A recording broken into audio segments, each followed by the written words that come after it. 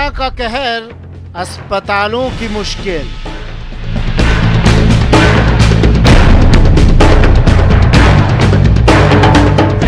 Corona patient के अलावा दूसरे मरीजों को कैसे देखें? कोरोना के बढ़ते संक्रमण के बाद अस्पतालों में ओपीडी बंद।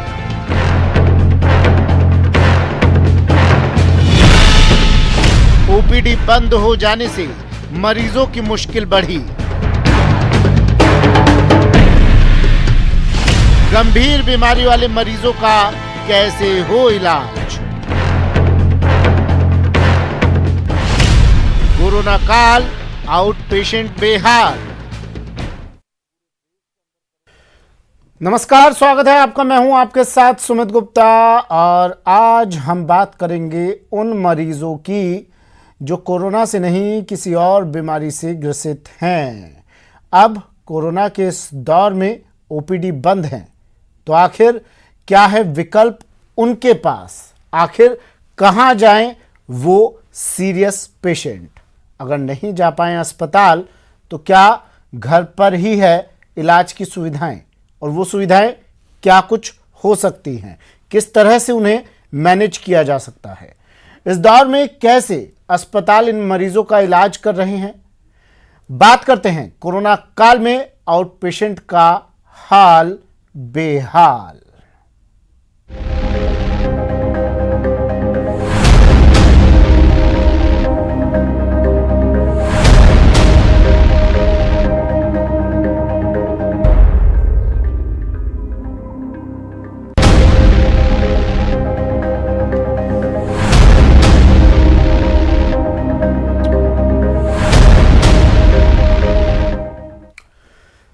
चलिए, तो कोरोना काल में आउट पेशेंट का हाल बेहाल है और कैसे इनका ये हाल ठीक किया जाए, क्या विकल्प है इनके पास, कौन सा रास्ता है जिस रास्ते पर ये चलकर अपनी मंजिल तक पहुंच सकते हैं, जान लेते हैं। हमारे साथ हमारे मेहमान जुड़े हैं। Doctor Vijay Sharma orthopaedic surgeon हैं। डॉक्टर विजय, स्वागत है आपका न्यूज़ 18 राजस्थान पर सर। डॉक्टर अजय त्रिवेदी, महात्मा गांधी जीवन दर्शन समिति जोधपुर के संयोजक हैं। डॉक्टर अजय, आपका भी स्वागत है सर। सबसे पहले डॉक्टर विजय, मैं आपके पास आ रहा हूँ और एम.के. गुप्ता जी भी हमारे साथ जुड़ गए हैं। Doctor MK. गुप्ता लगातार 3-4 दिनों से हमारे साथ जुड़े हुए हैं और बहुत अच्छी जानकारियां दर्शकों तक पहुंचा रहे हैं। Doctor MK. गुप्ता, स्वागत है सर आपका भी। डॉक्टर विजय, पहले मैं आपके पास आ रहा हूं सर। कई मरीज हैं जो हमारा आज का मुद्दा है, जो टॉपिक है। पहला सवाल उसी को लेकर ले रहा हूं सर मैं। कई मरीज हैं जो परेशान हो रहे हैं, जिन्हें बीपी की प्रॉब्लम है, जिन्हें शुगर है, जिन्हें बुखार भी है, सामान्य बुखार भी है, वो अब अस्पताल नहीं जा पा रहे हैं। उनकी खुद की घबराहट मान लीजिए, या फिर अस्पतालों में उनके लिए जगह नहीं बची। क्या विकल्प है सर उनके पास? जी देखिए, ये जो अभी महामारी आई है कोरोना के रूप में, इसने पूरी विश्व की चिकित्सा व्यवस्था के जो मैनेजमेंट है उनको झकझोर के रख दिया है। सारी व्यवस्था फेल हो चुकी है और ऐसी कंडीशन में जब सारे अस्पताल और जितने भी स्वास्थ्य केंद्र हैं वो सब कोरोना के मरीजों से ही भर गए हैं, तो जो रूटीन के पेशेंट्स हैं जिनको कोरोना के अलावा दूसरी बीमारियां हैं, उनके लिए एक बड़ी समस्या खड़ी हो गई है। क्योंकि जो स्वास्थ्य तंत्र का जो मैन पावर है, जो इंफ्रास्ट्रक्चर है, वो पूरी तरह से कोरोना के मरीजों को सेवा देने के लिए समर्पित हो चुका है। और उनके अल्टरनेट में अब जो दूसरे मरीज हैं उनके लिए उनके मैन पावर्स की कमी पड़ रही है। तो ऐसी कंडीशन में कई जगह तो सरकार ने सर्कुलर निकाल दिए हैं कि जो भी ये जो हॉस्पिटल्स हैं, मेडिकल कॉलेजेस से रिलेटेड अटैच्ड हॉस्पिटल्स हैं, या वो अपने रूटीन की सर्जरीज वगैरह बंद कर दें और सिर्फ कोरोना के पेशेंट के लिए ही अपनी सेवाएं समर्पित कर दें वो। तो ऐसी कंडीशन में इन पेशेंट्स के लिए बड़ी समस्या खड़ी हो गई है कि जो नॉन कोविड पेशेंट्स हैं या जिनका पहले से ट्रीटमेंट चल रहा है, वो क्या करें, वो कहाँ जाएं। तो उसके लिए हम लोगों ने एक व्यवस्था शुरू करी है जो टेलीमेडिसिन की हम जिसको कहते हैं। उस टेलीमेडिसिन के माध्यम से हम वीडियो कॉल के थ्रू इनके से संपर्क करते हैं और इनको क्या क्या करना है, क्या नहीं करना है, कौन सी दवाई जारी रखनी है, कौन सी दवाई बदलनी है, तो हम इनको ये सहायता मुहैया कराते हैं तो नारायणा हॉस्पिटल के तत्वाधान में हमने कई रिमोट टेलीमेडिसिन के सेंटर खोल रखे हैं। जैसे अभी भी आप चाहे तो देख सकते हैं कि हमारे सामने ये सिस्टम ऑन है और इस सिस्टम के थ्रू जो रिमोट सेंटर में जो हमारे नॉन कोविड पेशेंट्स हैं, उन नॉन कोविड पेशेंट्स को हम अपनी सेवाएं दे रहे हैं। इस रिमोट टेलीमेडिसिन सेंटर के थ्रू जो बाहर के इलाके हैं, बाहर के जो पेरिफेरल सेंटर्स हैं, वहां के मरीज इस टेलीमेडिसिन सेंटर में जाकर जो हमारे वहाँ रिप्रेजेंटेटिव हैं उनके पास अपनी, अगर वो फॉलोअप के पेशेंट्स हैं तो अपनी पुरानी प्रिस्क्रिप्शन शेयर कर देते हैं और उन पुराने प्रिस्क्रिप्शन के हिसाब से हम उनको आगे का ट्रीटमेंट बता देते हैं। अगर कोई नया पेशेंट है तो वो नया पेशेंट वहां जाकर अपनी कंप्लेन बता देता है और हम उस कंप्लेन के आधार पर उनको क्या आगे का प्रोटोकॉल रखना है हम उनको एडवाइस कर देते हैं। और ये सारी व्यवस्था फ्री ऑफ कॉस्ट है, ये निःशुल्क है, हम इसके लिए कोई चार्ज नहीं कर रहे हैं। तो एक छोटा सा हमारा एफर्ट है कि जो इस तरह के नॉन कोविड पेशेंट्स हैं उनको हम इस महामारी के दौर में अपनी सेवाएं दे सकें, जिससे इन मरीजों को परेशानी ना हो। मतलब कुल मिला के कहा जा सकता है वीसी के जरिए आप कंसल्टेशन देते हैं? जी जी जी। तो सर ये क्या कंसल्टेशन के थ्रू इनको परामर्श देते हैं। हाँ। और हाँ, क्या ये उतनी कारगर है जितना एक पेशेंट अगर अस्पताल में आता है, डॉक्टर से, चिकित्सक से, धरती के भगवान से साक्षात रूबरू होता है, बातचीत करता है, ये उतना कारगर है या सिर्फ अभी काम चलाओ, ठीक है कोरोना दौर में अभी काम चलाओ कर लेते हैं? देखिए, इतना कारगर तो नहीं है कि एक पेशेंट को हम इसको फुल प्रूफ अल्टरनेट तो नहीं कह सकते, जिसमें एक मरीज आता है आपके पास और आप उसको उसकी समस्याएं सुनते हो, उसको फिजिकल एग्जामिनेशन करते हो, जिसको हम लोग क्लिनिकल एग्जामिनेशन करते हैं, क्योंकि क्लिनिकल एग्जामिनेशन का कोई तोड़ नहीं है, उसका कोई अल्टरनेट नहीं है। लेकिन फिर भी बहुत सारे मरीज जो आपके फॉलोअप में है, जिनका पहले से आपका ट्रीटमेंट चल रहा है, उनकी आपके पास हिस्ट्री पता होती है, उनका डायग्नोसिस आपको पता होता है और उनके क्या ट्रीटमेंट चल रहे हैं वो आपको पता होते हैं। तो ऐसे मरीजों के लिए तो ये एक अल्टरनेट है। बहुत सारे मरीज जो ऐसे होते हैं जिनको आप सिम्टम्स के हिसाब से एक मोटा मोटी डायग्नोस कर सकते हो और उनको एक टाइम बीइंग तक आपको उनको ट्रीटमेंट जारी कर सकते हो और आप उनको ये भी बता सकते हो कि अगर आपको ऐसी दिक्कत है तो आप हॉस्पिटल आ जाएं। तो एक उनका रास्ता अख्तियार किया जा सकता है। मैं कहता हूं कि जो नए पेशेंट है उसमें भी करीब 50 से 60% पेशेंट ऐसे होते हैं जिनको आप उनके सिम्टम्स के हिसाब से ट्रीट कर सकते हैं। कुछ पेशेंट जिनको आपको लगता है कि नहीं पेशेंट को क्लिनिकल एग्जामिनेशन की जरूरत है, उनको हम लोग हॉस्पिटल में बुला लेते हैं और एज ए इमरजेंसी पेशेंट हम उनको डायग्नोस करके उनका ट्रीटमेंट शुरू कर देते हैं। तो ये 100% अल्टरनेट तो नहीं है, लेकिन इस महामारी के दौर में एक बहुत अच्छा विकल्प साबित हो रहा है। ठीक है सर, मैं फिर से लौटूंगा आपके पास। Doctor M.K. गुप्ता सर, मुझे बताइए, देखिए अभी डॉक्टर विजय शर्मा ने बताया और काफ़ी नई तकनीक से रूबरू कर रहा है, इन्होंने घर बैठे किस तरह से इलाज ले सकते हैं। लेकिन उन गंभीर मरीजों का क्या सर, जो अस्पताल जाते हैं उन्हें ये कह के टरका दिया जाता है कि पहले आप अपनी RT-PCR रिपोर्ट लेकर आइए। RT-PCR रिपोर्ट लेने जाएगा तो पता नहीं कहाँ से कहाँ पहुँच जाएगा, 2-3 दिन 3-4 दिन में तो उसकी RT-PCR रिपोर्ट आ रही है, उससे पहले कोई रिपोर्ट एडमिट करने के लिए तैयार नहीं है। उन गंभीर पेशेंट्स का क्या सर, क्योंकि OPD में जगह नहीं है, OPD तो बंद कर दिए गए हैं, दरवाजे बंद हैं। अभी जो कोरोना काल में आपने देखा कि कोरोना के अलावा जो मरीज है, चाहे वो COPD हो, अस्थमा हो या BP का मरीज हो, थायराइड हो, और उसको अगर नॉर्मल पेशेंट है तो हम उसको, आपने अभी बताया रखा हमने कि हम टेलीमेडिसिन से उसको देख सकते हैं। हाँ। उसका वहां पे इलाज कर सकते हैं और वो उसको टाइम भी वो रह सकता है। लेकिन जो गंभीर मरीज है वो मरीज आता है रात, जो आपने बताया सबसे बड़ी समस्या है कि RT-PCR की, तो ऐसे मरीज को जिनको तत्काल अपन स्वास्थ्य सेवाओं की जरूरत है, जिनको तुरंत ट्रीटमेंट की जरूरत है, उनमें हम सिम्टम के आधार पे और CT स्कैन के आधार पे ये जस्ट तो कर लेते हैं कि इनको कोविड है कि नहीं है। तो RT-PCR का रिपोर्ट का वेट करके हम उसका ट्रीटमेंट नहीं रोकते।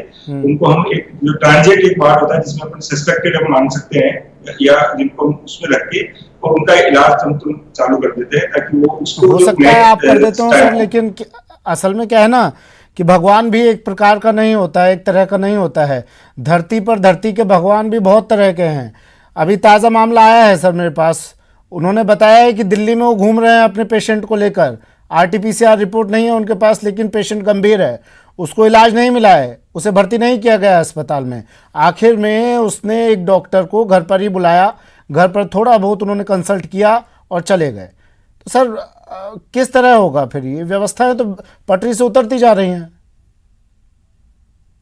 स्थिति खराब हो सकती है, क्योंकि जो नॉन कोविड मरीज है वो भी एक सीरियस कंडीशन में आता है, कई बार उनका भी ऑक्सीजन का लेवल काफी नीचे रहता है, जबकि उसको अपना कोविड नहीं होता है। तो हमारे जो इमरजेंसी होती है उसमें आप उनको डिसाइड कर सकते हैं कि ये घर पे मेडिसिन से ठीक हो सकता है या भर्ती, अगर उसको भर्ती की जरूरत है, उसको भी ऑक्सीजन की जरूरत है या उसको और फर्दर कोई ट्रीटमेंट की जरूरत है, तो हम उसको जो बताया कि आपको जब तक वेट करते हैं तब तक उसको ट्रीटमेंट दे सकते हैं। एक अलग से हमारा एक छोटा अलग से आप 4-5 बेड का जो भी अपने जैसे हॉस्पिटल है उसके हिसाब से हम उनकी व्यवस्था कर सकते हैं, और उसकी लाइफ को बचाना भी इतना ही जरूरी है, उसको भी ट्रीटमेंट मिलना इतना जरूरी है। और इसके बावजूद रिपोर्ट आने के बाद उसके बावजूद अगर रिपोर्ट नेगेटिव आती है तो उसका नहीं, मैं ये कहना चाह रहा था डॉक्टर गुप्ता, मैं ये पूछना चाह रहा था, अगर किसी मरीज की स्थिति गंभीर है, अस्पताल में उसे जगह नहीं मिलती है, डॉक्टर्स उसे ट्रीट करने से मना कर देता है कि भाई जगह नहीं है हमारे अस्पताल में, यहाँ तो कोरोना पेशेंट ही हैं तमाम, आप RT-PCR रिपोर्ट लेकर आइए, उसके बाद ये आपको हम घुसने देंगे अपने अस्पताल में। उस मरीज के लिए क्या विकल्प रहता है सर? क्या वो घर पर कुछ बेसिक ट्रीटमेंट ले सकता है? कोई तरीका, कोई रास्ता बचता है उसके पास सर? ये डिपेंड करता है कि मरीज की कंडीशन कैसी है। अगर मरीज स्टेबल है और मरीज को अपन चाहते हैं कि इसको या इंजेक्टेबल देके भी है या उसको जो भी ट्रीटमेंट देके इसको घर भी रह सकता है, इसकी लाइफ को खतरा नहीं है, तो हम घर भेज सकते हैं। लेकिन सपोज करो उसको MI हुआ है, सपोज करो उसका ऐसा कंडीशन इसको एडमिट करना जरूरी है, या उसका COPD है, उसका CO2 बढ़ा हुआ है, CO2 नार्कोसिस में, तो वो तो आप घर पे ट्रीट कर नहीं सकते ना, वो तो आपको एडमिट करना ही पड़ेगा, उसको जो जरूरत है नेसेसरी चीजें। हाँ, वही मैं जानना चाह रहा था आपसे, हर बीमारी का इलाज तो घर पे हो नहीं सकता ना सर? नहीं, बिल्कुल, जो मशीन ही नहीं है, अगर मान लो उनके पास बाइक नहीं है तो COPD का मरीज कैसे करेंगे? तो अब क्या करें सर? नहीं तो देखेंगे कैसे कि ये हाथ में हो क्या रहा है इनके साथ। तो आपको वो डिसाइड करना होगा इमरजेंसी में कि ये मरीज करके। डॉक्टर विजय क्या करे वो सर? क्या आपकी जो टेलीमेडिसिन है ये कारगर होगी उसके लिए सर?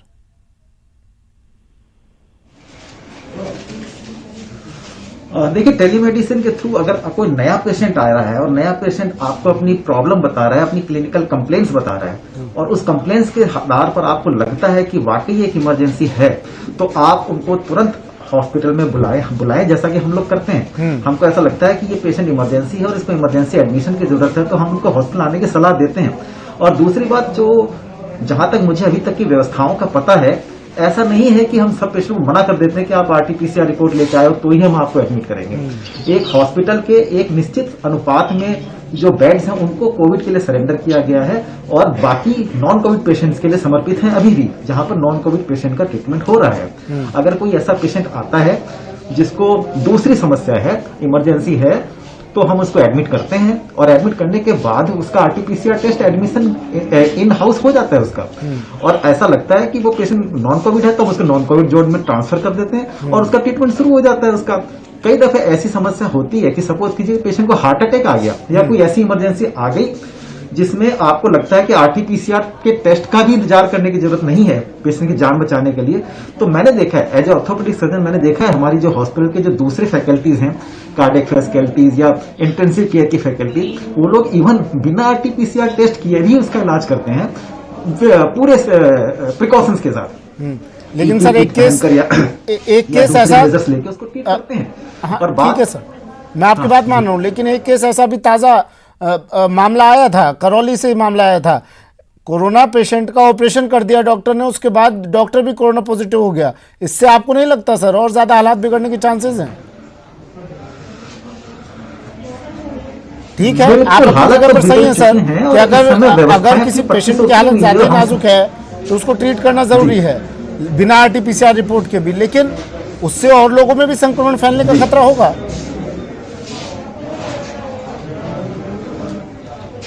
नहीं, संक्रमण फैलने का खतरा तो है ही इस समय। हम ऐसी अवस्था में है कि आप लोगों के घर बैठे बैठे संक्रमण हो रहा है, तो संक्रमण से बचना नहीं बचना तो इस समय अभी आपके हाथ में है ही नहीं। एज ए चिकित्सक मेरी ये जिम्मेदारी बनती है कि अगर ऐसा कोई पेशेंट आता है कि जिसको RT-PCR का टेस्ट किए बिना भी इलाज की जरूरत है, तो मेरी ये ड्यूटी है कि मैं पूरे प्रिकॉशंस के साथ उसका ट्रीट करूं और इसीलिए चिकित्सकों को एक भगवान का दर्जा दिया गया जाता है कि वो अपनी जान जोखिम में लेकर भी ऐसे मरीजों का इलाज कर रहे हैं।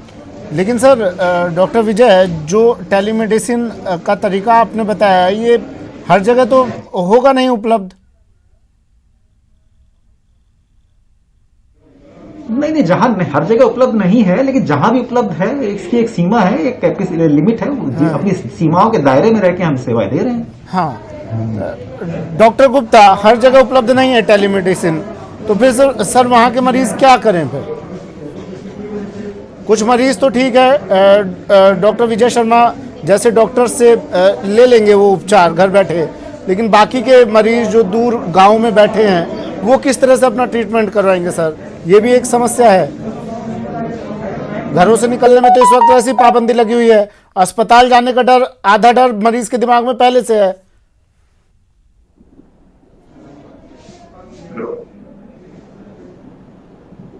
डॉक्टर गुप्ता, हाँ सुन पा रहे हैं? हाँ बिल्कुल सर, बोलिए।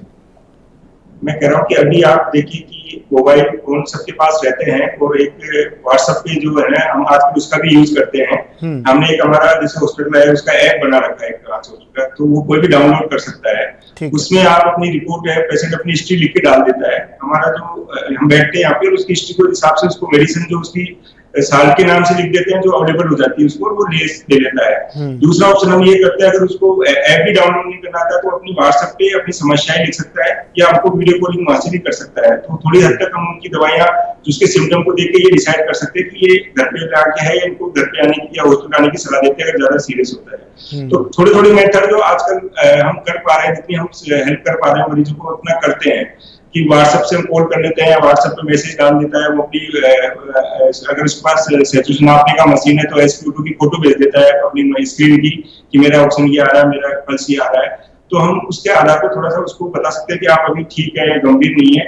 और अगर ऑक्सीजन का लेवल लो होता है तो हम खुद कहते हैं कि आप एक बार हॉस्पिटल आ ही जाइए, अभी आपका बहुत कम है। तो इस तरह से हम उसकी हेल्प कर पाते हैं। और अगर हमें कई बार मरीज को देखना होता है तो उससे हम व्हाट्सएप कॉल के लिए कहते हैं, वीडियो कॉल करिए आप, और उस मरीज से हम खुद बात कर लेते हैं। उसको फिजिकली एक मोटा मोटा हमको आइडिया हो जाता है कि मरीज का कैसा है, फिजिकली कैसा लग रहा है, सांस लेने में तकलीफ तो नहीं है, बहुत ज्यादा गहरा सांस तो नहीं लेना पड़ रहा उसको। तो इस तरह के ही हम छोटे छोटे मेथड अपनाते हैं, और जितनी हमसे हेल्प हो पाती है हम उनको भी कर रहे हैं। ठीक है।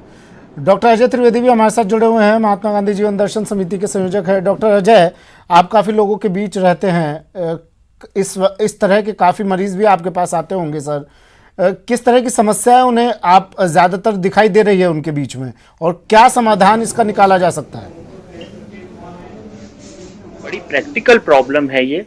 एक्चुअल में मैंने पहले भी एक आर्टिकल भी लिखा था कि जब बड़ा दादा आ जाता है किसी मोहल्ले में तो छोटे दादा छुटपुट गायब हो जाते हैं। ये ऐसी कोरोना की प्रॉब्लम हुई है कि बड़ी बीमारी आ गई है तो सारी छोटी बीमारियों की तरफ अटेंशन ही डाइवर्ट हो गया। इसमें मैं ये हमारे ऑर्थोपेडिक सर्जन भी बैठे हैं यहाँ पे, डॉक्टर साहब भी, मैं बताऊं कि एक पेशेंट आया था इंट्राट्रोकेंट्रिक, उसका जो है स्क्रू टूट गए थे और उसका ऑपरेशन सर्जरी इतना जरूरी हो गया था। पूरा के पूरा कोरोना के कारण से सारे थिएटर्स बंद थे, उनको बहुत टाइम तक ट्रैक्शन में रखना पड़ा।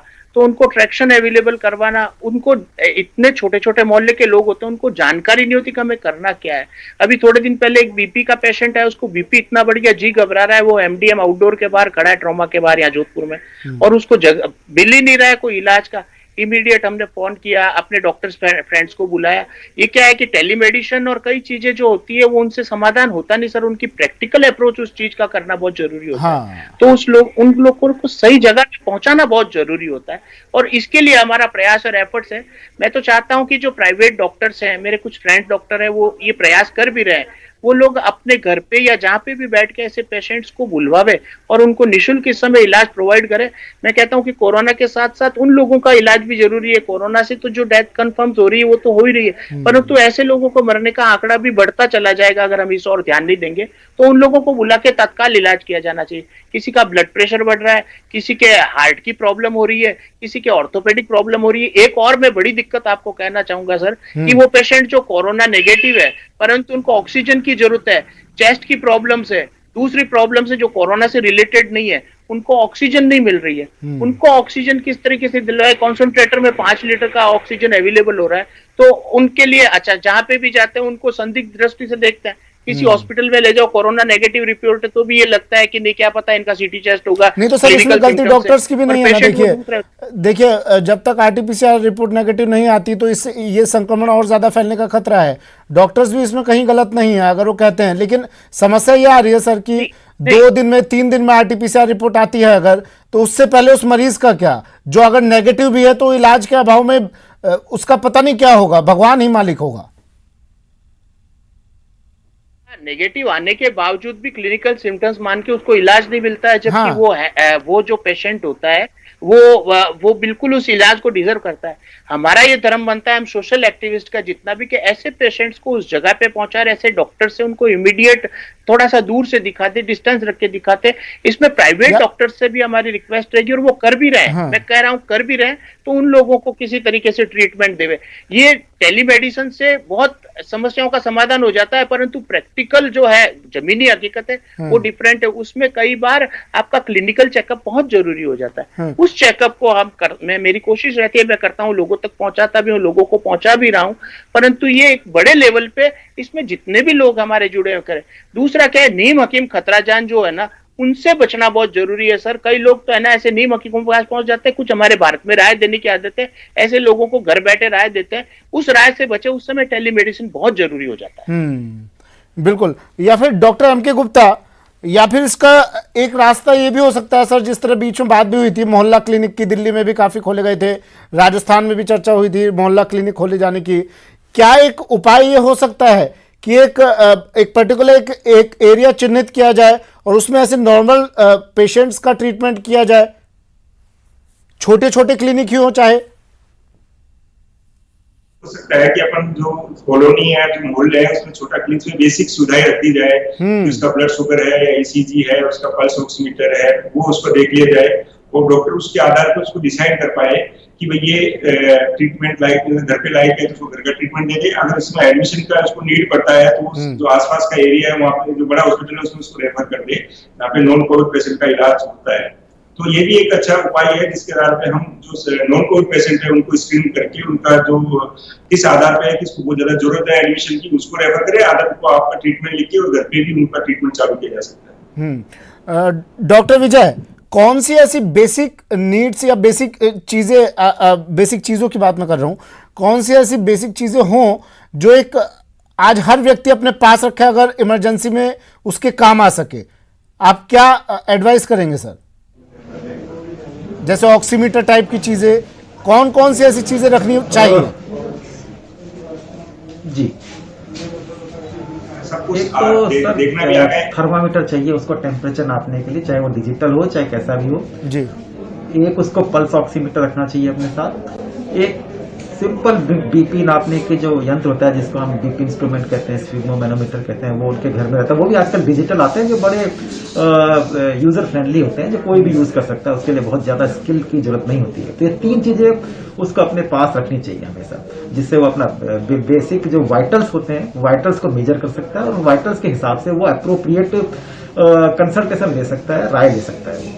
ये 3-4 चीजों के हिसाब से मरीज को ये भी पता चल सकता है कि साहब मुझे कितनी दिक्कत है, और इनके हिसाब से वो अपने फिजिशियन को, जहां पर वो फिजिकली अपीयर होकर नहीं जा सकता, तो उनको ये मैसेज कर सकता है और उनके वाइटल्स के हिसाब से फिजिशियन के लिए भी थोड़ा सा कन्वीनियंट हो जाता है कि कौन से मरीज ज्यादा सिक है और कौन से मरीज नॉर्मल है, किस मरीज को थोड़े दिन के लिए रेफर किया जा सकता है और किसको तुरंत उपचार की जरूरत है। तो ये जो कहते हैं ना, जैसे ट्रायज होता था एक युद्ध के टाइम पे, आपके साथ बहुत सारे लोग आ गए तो आपको छांटना पड़ता था कि इनको तुरंत जरूरत है, इनको थोड़े दिन के लिए रोका जा सकता है और इनको अभी अवॉइड किया जा सकता है। तो ऐसी ही एक व्यवस्था इस समय बनाने की जरूरत है कि किस मरीज को तुरंत उपचार की जरूरत है, किसी को थोड़े दिन के लिए टाला जा सकता है और किसी को ज्यादा दिन के लिए टाला जा सकता है। तो इस लेवल की जो ट्रायज बोलते हैं जिसको हम लोग, ऐसी व्यवस्था की जरूरत है इस समय। ठीक है डॉक्टर अजय, मुझे बताइए कि एक मैं एग्जाम्पल दे रहा हूँ, उदाहरण के साथ आपसे मैं बात कर रहा हूँ। Doctor Ajay,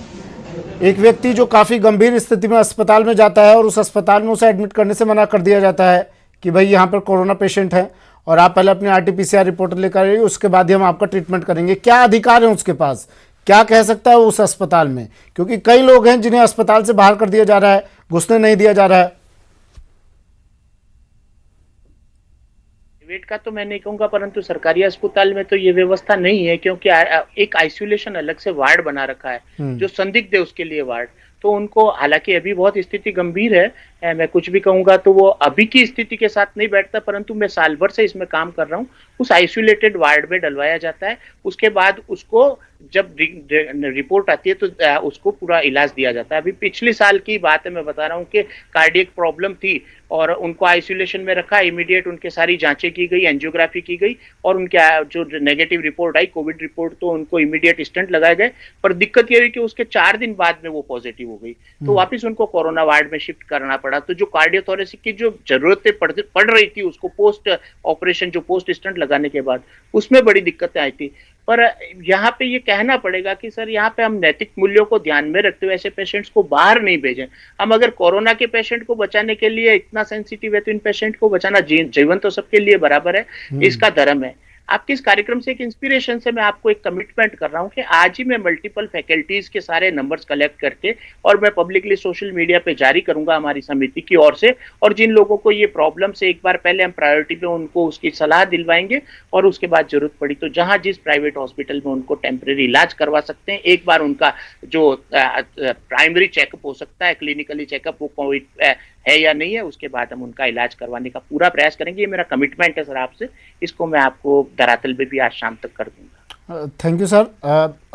doctor M.K. Gupta, doctor Ajay Trivedi की बात को मैं आगे बढ़ाता हुआ आपसे पूछ रहा हूँ, ये रास्ता निकाला जा सकता है कि तमाम डॉक्टर्स एक मत हों, एक राय हों और कुछ ऐसे डॉक्टर्स के नंबर सार्वजनिक किए जाएं कि अगर आपको कोई सीरियस कंडीशन है तो आप तुरंत इनसे कंसल्ट करें और तुरंत इनके पास पहुंचे। ऐसा कुछ हो सकता है सर, कोई रास्ता निकाला जा सकता है? ये अच्छा रास्ता है, इसमें हम ग्रुप वाइज हमारे जो स्पेसिफिक वाइज अपन डॉक्टर्स के नाम दे सकते हैं, उनके मोबाइल नंबर, जो उनका व्हाट्सएप नंबर है वो आप प्रोवाइड करा सकते हैं।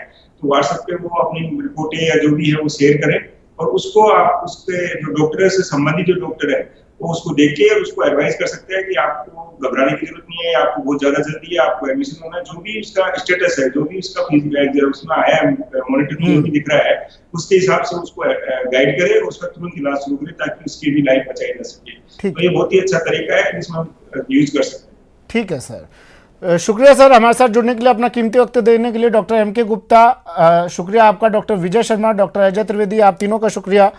तो कोविड काल है, कोरोना काल है और इस काल में जो सामान्य मरीज हैं उन्हें काफ़ी तकलीफ़ों का सामना करना पड़ रहा है, तकलीफ़ों के दौर से गुजरना पड़ रहा है और क्या उस समस्या का समाधान हो सकता है यह भी हमारे तीनों मेहमानों ने आपको बताया। फिलहाल इतना ही, दीजिए इजाज़त, नमस्कार।